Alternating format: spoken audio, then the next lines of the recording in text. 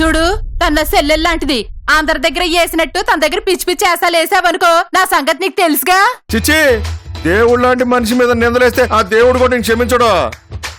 రే బలరాం, ఇవన్నీ నువ్వు మాత్రమే చేయగలవన్నా నమ్మకం నాకుంది. చేస్తానని మాటివ్వరా? విందెచ్చి కొట్టానంటే ఒక్కొక్కడికి సొట్టడిపోద్ది. ఏమనుకుంటున్నారో? అవి నోళ్ళ పెంట కుప్పలా? అసలు మీరు ఆడోళ్లేనా? నీ నోరు అత్తరు మరి సుగంధ పరిమళాలు వస్తాయి. ఎల్లవమ్మా. పర్లేదండి, నేను క్యూలో నిలబడతాను. వద్దమ్మా, ఎట్లాంటి చెత్త మనుషుల దగ్గర ఎక్కువసేపు ఉండకూడదు. ట్యాంకర్ రాగానే నీళ్లు పట్టిస్తాను, తీసుకెళ్లిపోదు గాని. పర్వాలేదండి, నేను తీసుకెళ్ళి. చూడమ్మాయ్, నీ బాధ్యత నాదని చెప్పాను కదా, ఇంకేం మాట్లాడుకో, సరేనా? ఈ పిల్ల దాని మాయమాటలు నమ్మి పాపం చాలా మంచిదనుకుంటుంది. మహా కంత్రీదని తెలీదు. పోయి దాని చేతిలో పడింది. ఏమైపోద్దో ఏంటో. చీరలమ్మా, చీరలు, పట్టు చీరలు, బెనారస్ చీరలు, సిల్క్ చీరలు. ఇదిగో చీరలు పెద్దాయినా, ఇలారా. ఓయమ్మో, ఈ సంతంతా ఇక్కడే ఉంది. సత్యామరా దేవుడు. నాకు బేరం ఉందమ్మా, తర్వాత వస్తాలే. అంటే ఏంటి నీ ఉద్దేశం? మేం బేరం కాదా? మేము కొనేవాళ్ళమే, కొట్టేసే వాళ్ళమేం కాదు. నోరు మూసుకొని రావయ్యా.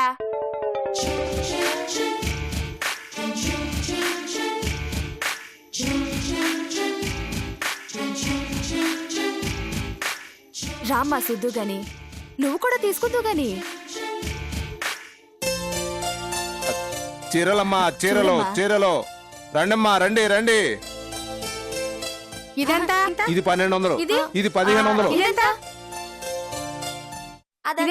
ఇది 1600. ఇదిగో ఇటు నువ్వు తీసుకో. ఇదిగోండి, తీసుకో. ఇది ఇదిగోమ్మా. బాగుంది కదా. అది 1600, ఇది 1500 అమ్మా. ఇదమ్మా, ఇది 1400, ఇది 1300, ఈ చీర 1700. ఏది ఈ చీర? ఇదిగోమ్మా, ఈ చీర బాగుంటుంది, తీసుకోమ్మా, 1600.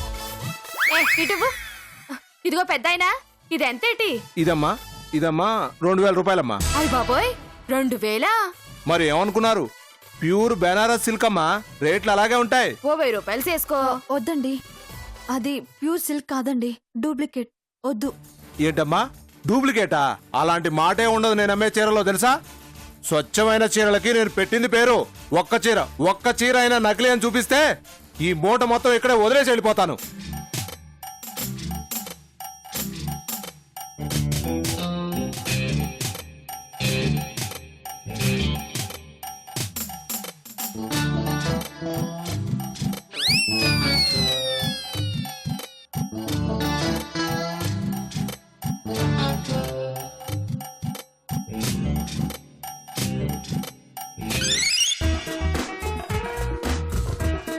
స్వచ్ఛమైన సిల్క్ ఇలా రుద్దినప్పుడు వేడి రాదండి, ఇది వేడుస్తోంది.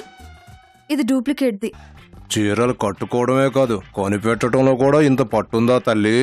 ఎరా దొంగ సచ్చినోడా, అంటే ఎన్నాళ్ళు డూప్లికేట్ చీరల్ని మాకు ఎక్కువ రేటుకి అంటగడుతున్నావు అన్నమాట.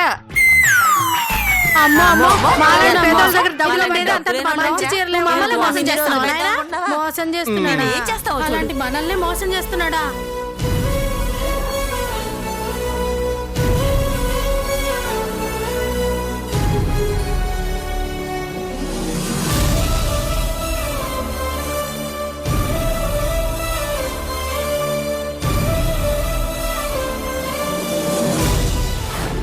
సారీ రామయ్య గారు, మీ పరిస్థితి తెలిసి కూడా ఇక్కడికి వచ్చి ఇబ్బంది పెడుతున్నాను. తప్పటం లేదు, తప్పుగా అనుకోకండి. పర్వాలేదు బాబు, మా తలరాతిలా రాసి ఉంటే దానికి మీరేం చేయగలరు చెప్పండి. యాక్చువల్గా మ్యారేజ్ బిల్స్ అన్నీ అభిగారు తనకే పంపించమన్నారు. కానీ ఈ పెళ్ళాగిపోవటానికి తనే కారణమని తెలిసి ఏం చేయాలో అర్థం కాలేదండి. అందుకే మీ దగ్గరకు వచ్చాను. రాజుగారు, ఇక్కడికి వచ్చి మంచి పని చేశారు రాజుగారు. వాళ్ళ దగ్గరికి వెళ్ళడం కరెక్ట్ కాదు. కష్టమైనా నష్టమైనా ఇది మా ఇంట్లో పెళ్లి కాబట్టి మేమే భరిస్తాం. బిల్ ఎంత అయిందో చూసి చెప్పండి. అలాగే సార్.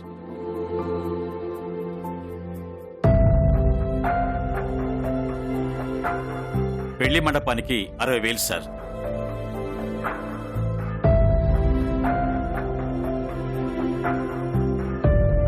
సన్నాయి మేళం ఖర్చు 20,000 సార్.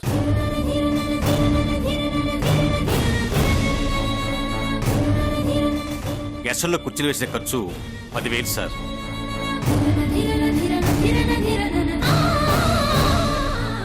భోజనాల ఖర్చు 3 లక్షలు సార్.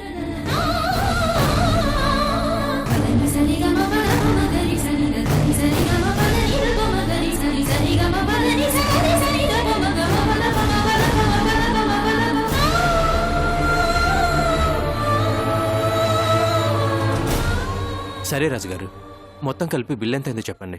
అలాగే సార్. టోటల్గా 6,30,000 సార్.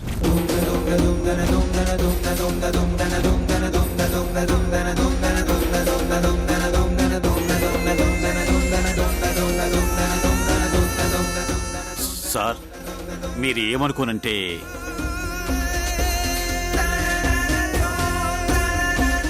తీసుకోండి సార్. ఇదేంటండి? ఇది పెళ్లి తర్వాత రిసెప్షన్ బిల్స్ అండి.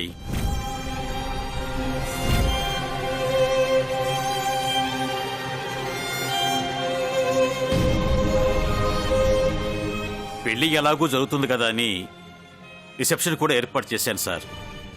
కానీ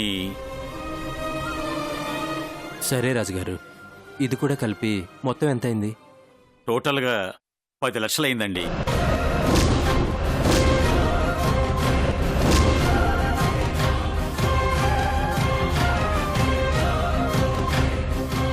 సరేనండి, తొందరలోనే మీకు రావాల్సిన డబ్బులు మీకు అందజేస్తాం. మీరు వెళ్ళిరండి. సార్, మీకు తెలుసు కదా, మేము వ్యాపారం చేసుకునేవాళ్ళం. డబ్బులు చేతులు మారితే కానీ వ్యాపారం ముందుకు సాగదు. అందుకని మీకు 4-5 రోజుల కంటే ఎక్కువ టైం ఇవ్వలేను. మీరేమనుకున్నా సరే ఈ మాట కొంచెం గట్టిగా చెప్పాల్సి వస్తుంది. వస్తానండి.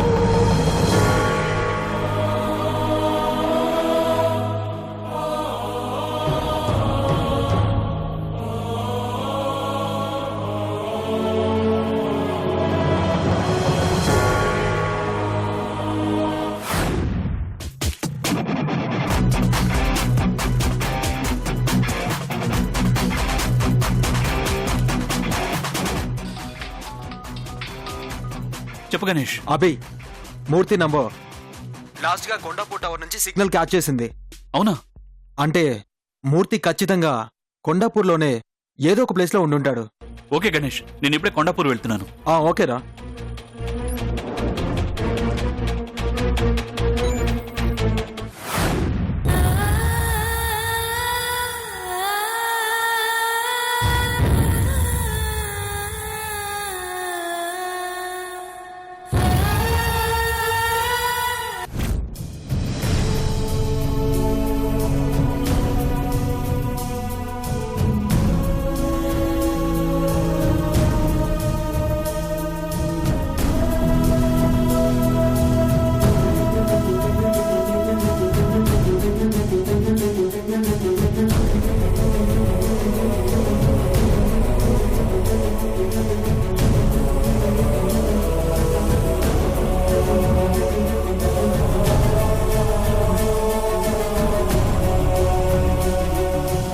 ఎక్కడికి వెళ్తున్నాం బ్రో? నీ ఆఫీస్కి. వాట్? ఆఫీస్కా? అవును బ్రో. ఏం బ్రోను, రిలాక్స్ అవడానికి అని చెప్తే ఏదో బయటకు అనుకున్నాను. ఆఫీస్కి అంటావేంటి? అసలు ఆఫీస్కి వచ్చి వర్క్ చేసే మూడ్లో ఉన్నానా నేను? తెలిసి కూడా ఏంటి బ్రో ఇది? ప్లీజ్ తిప్పు, కార్ వెనక తిప్పు. చూడు బ్రో, ప్రాబ్లమ్ని బాధని డైవర్ట్ చేసేది వర్క్ ఒక్కటే. వర్క్లో పడితే ఆటోమేటిక్గా అన్నీ మర్చిపోతావు. అందుకే తీసుకెళ్తున్నాను. అది కాదు బ్రో. ఏంటి సార్ ఇలా జరిగింది, ఏంటి సార్ ఇలా జరిగిందని స్టాఫ్ చూపించే సానుభూతితో చచ్చిపోవాలి. అది నా వల్ల కాదు బ్రో. ప్లీజ్ అర్థం చేసుకో. ఫస్ట్ కార్ వెనక్కి తిప్పు.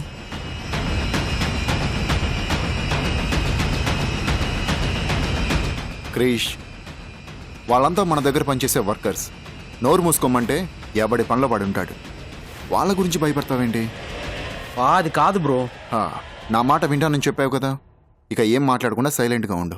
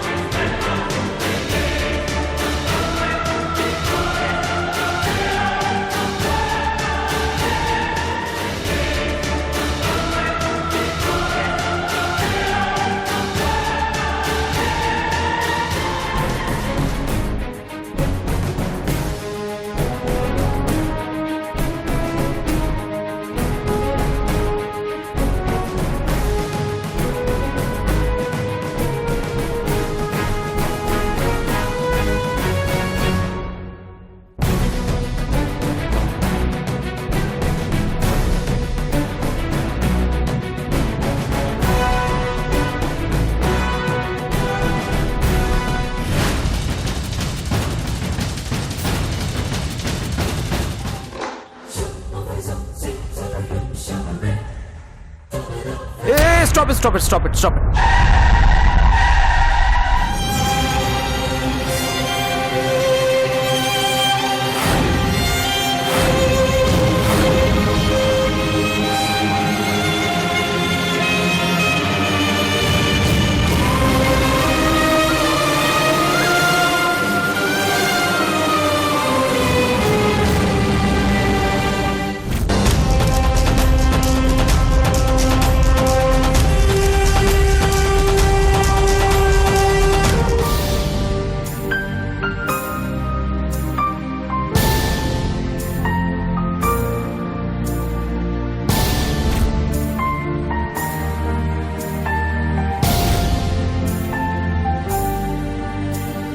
మురళీశ్వరం నీవే వేదాల శృతి నీవే శ్రీకృష్ణ గీతార్థము నువ్వే. బాబోయ్ వెళ్ళి మాట్లాడతాడా ఏంటి? సత్యానివి నీవే సన్మార్గము నీవే సుగుణాల సీతమ్మవు నువ్వే. ఒకరినొకరు అవమానించుకొని విడిపోయినా మనసులో ప్రేమ మాత్రం ఎక్కడో బతికే ఉందన్నమాట. మీ ప్రేమ నిజంగా చైనా వాల్ కంటే స్ట్రాంగ్గా ఉందిగా.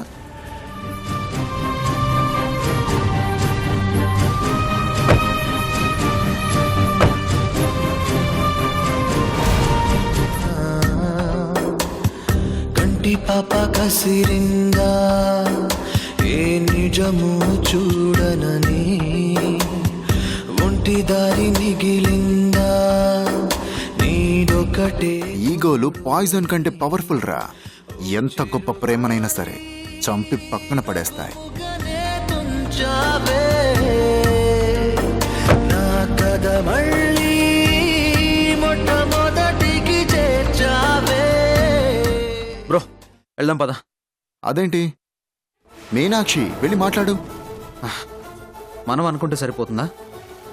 ఎదుటి వాళ్ళు కూడా అనుకోవాలి కదా. అది కాదు క్రిష్, మామూలుగా అయితే మీనాక్షికి ఈగో అంటే ఏంటో తెలియదు. మొదటిసారి చూస్తున్నాం.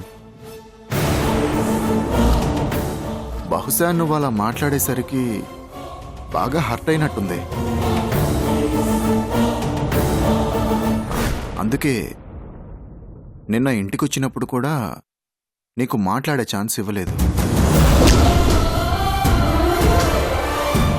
పోనీలే, నీకు మీనాక్షి అంటే చాలా ప్రేమ కదా. నీ ఈగోని చంపుకొని ఒక మెట్టు దిగి వెళ్ళి మాట్లాడరా. మాట్లాడితే అర్థం చేసుకొని మనసు మారొచ్చేమో కదా. చంపుకున్నాను బ్రో. ఇగోకి మారిపోయారైనా నేను తన కోసం నా ఇగోని చాలాసార్లు చంపుకున్నాను. ఎప్పటి ముందు తల వంచని నేను తన ప్రేమ కోసం తల వంచుకున్నాను. ఏ అంత ప్రేమించిన నా కోసం తన ఇగోని చంపుకోలేదా? నా కోసం ఒక్క అడుగు ముందుకు రాలేదా? తనకే అంత ఉంటే నాకెంత ఉండాలి? అది కాదు క్రిష్. ఏం అవసరం లేదు బ్రో. ఇక తన టాపిక్ మాట్లాడకు. పోనీ. అది పోనీ బ్రో. ఇదేరా నాకు కావాల్సింది.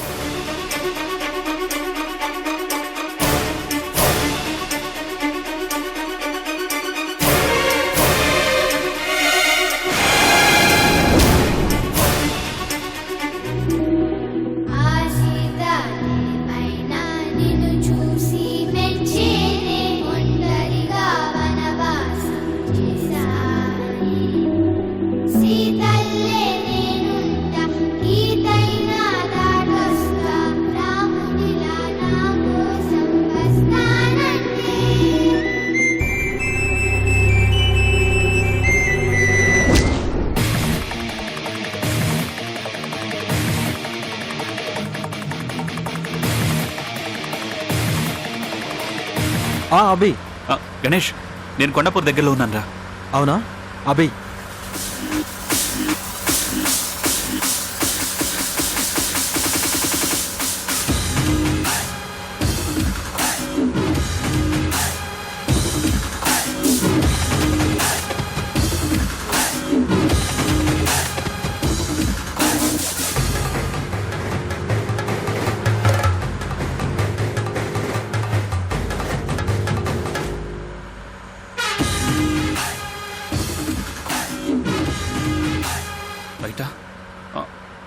ఒక్క నిమిషం Ganesh. Yeah yes yes left left left.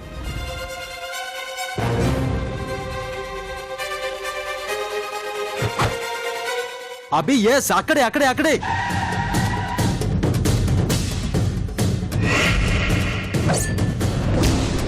రే గణేష్, ఇక్కడ అన్ని కొండలు గుట్టలు తప్ప నువ్వు చెప్పినవేం కనిపించట్లేదురా.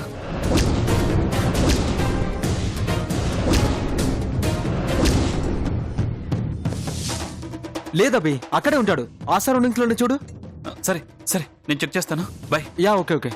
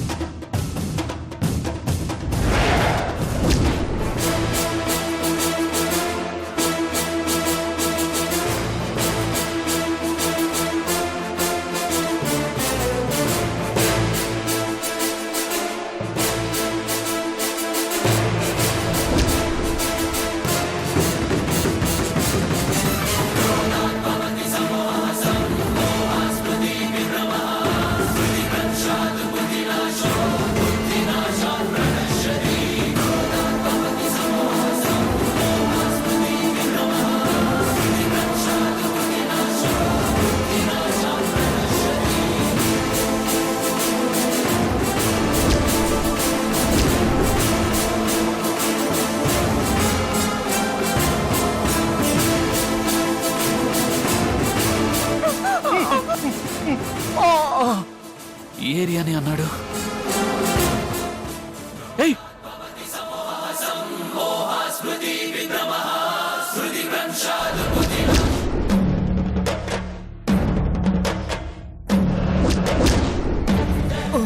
మూర్తి సార్ సార్ రేయ్,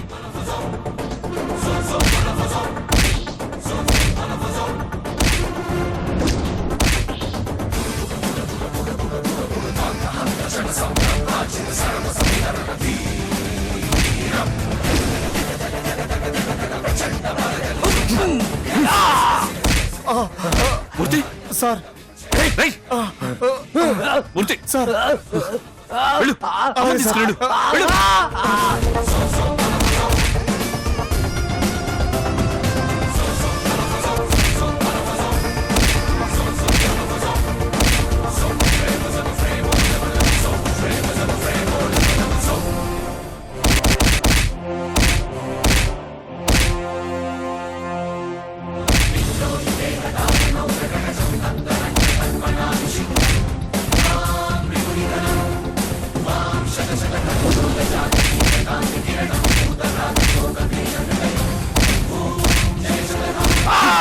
మూర్తి పైకోండి. అలాగే సార్ రామ్మా.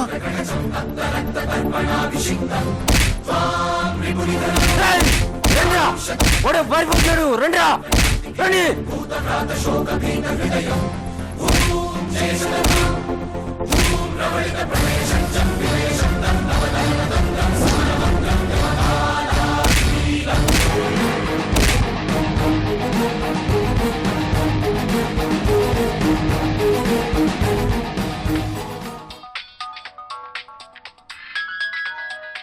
హలో సార్, మూర్తి వాళ్ళ అమ్మ తప్పించుకున్నారు సార్.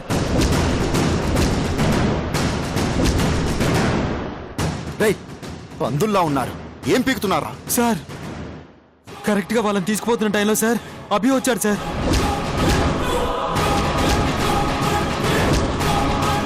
అభి వచ్చాడా? అవును సార్. అభిని మేము ఆపుతుండగా ఆ మూర్తి తప్పించుకున్నాడు సార్. ఆ అభి మమ్మల్ని కొట్టి వాళ్ళని వెతుక్కుంటూ వెళ్ళిపోయాడు సార్. రే రే రే రే రే రే రేయ్!